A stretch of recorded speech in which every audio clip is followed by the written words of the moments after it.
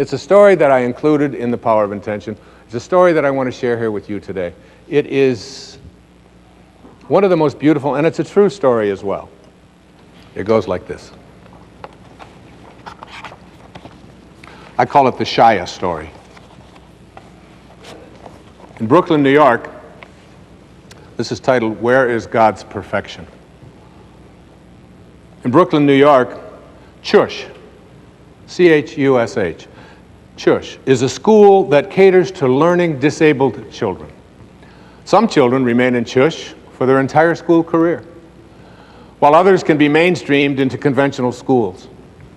At a CHUSH fundraising event, a dinner, the father of a CHUSH child delivered a speech that would never be forgotten by all who attended.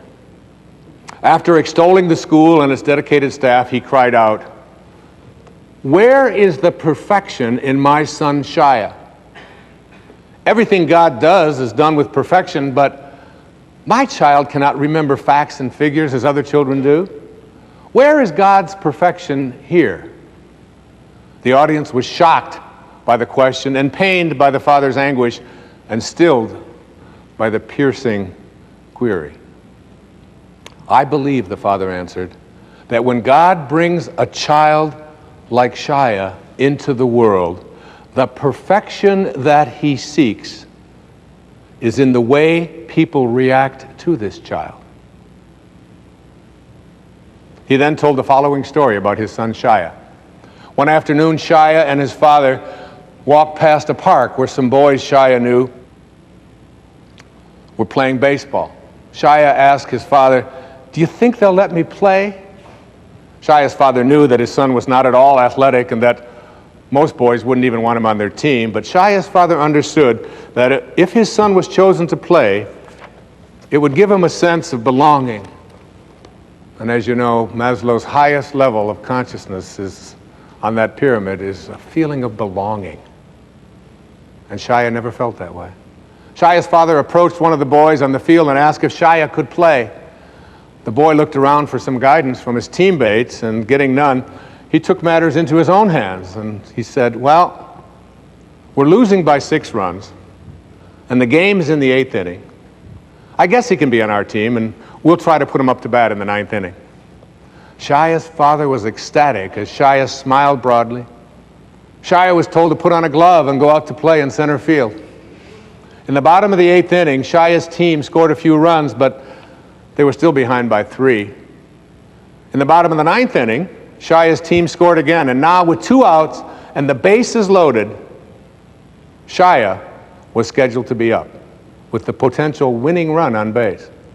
Would the team actually let Shaya bat at this juncture of the game and give away their chance to win? Surprisingly, Shaya was given the bat. Everyone knew that it was all but impossible because Shaya didn't even know how to hold a bat, let alone hit with it. However, as Shaya stepped up to the plate, the pitcher moved in a few steps so he could lob the ball in softly so that Shaya would at least be able to make contact with the ball. The first pitch came in, Shaya swung clumsily and he missed. And then one of Shaya's teammates came up out of the dugout, and together he and Shaya held the bat and faced the opposing pitcher, waiting for the next pitch, the two of them.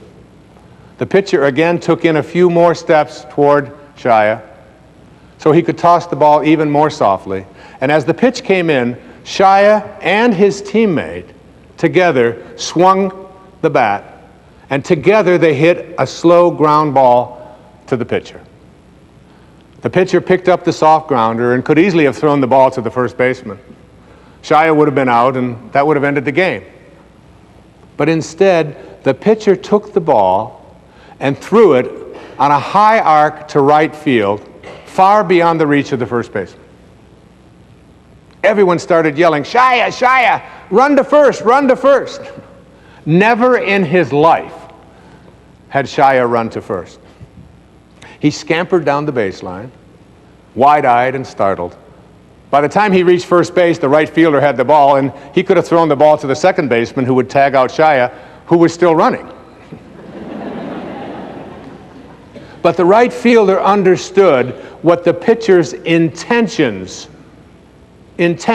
were. So he threw the ball high and far over the third baseman's head. Everyone yelled, "Run to second, Shaya, run to second." Shaya ran toward second base as the runners ahead of him deliriously circled the bases toward home. As Shaya reached second base, the up to him turned him in the direction of third base and shouted, "Run to third, Shaya, run to third." As Shaya rounded third, the boys from both teams ran behind him screaming, "Shaya, Shaya, run home, run home." Shaya ran home, stepped on home plate, and all 18 boys lifted him on their shoulders and made him the hero as he had just hit a grand slam and won the game for his team. That day, said his father, now with soft tears rolling down his face, those 18 boys reached their level of God's perfection. Is that a beautiful story? It always touches me.